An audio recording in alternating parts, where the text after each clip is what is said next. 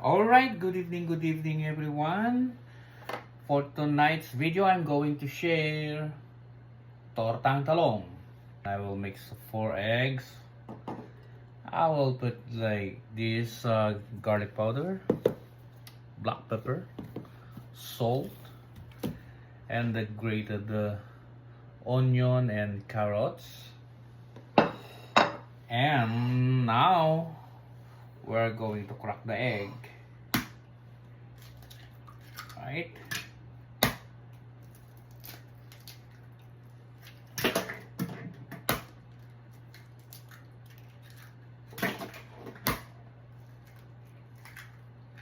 Okay, maybe.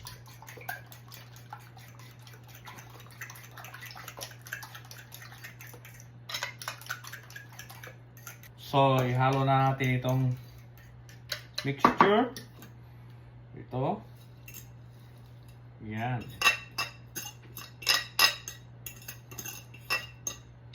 Hindi rin natin gamitin ito.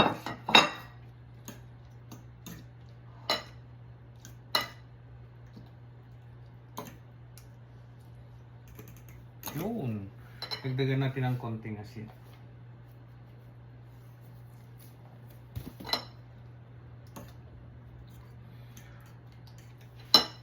So, painitin natin ang pan. Like that. Lagyan natin ito ng cornstarch para maging crispy yung... Ang purpose nitong cornstarch para maging crispy yung ating torta.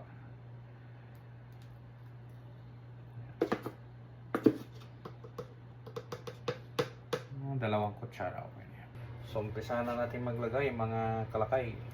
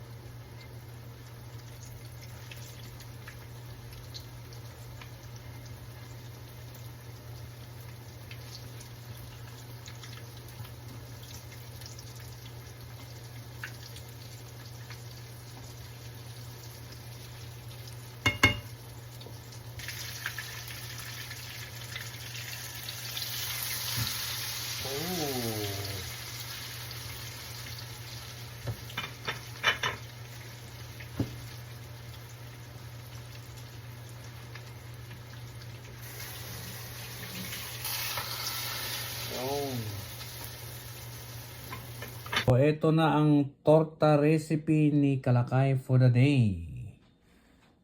Yan po. Sarap.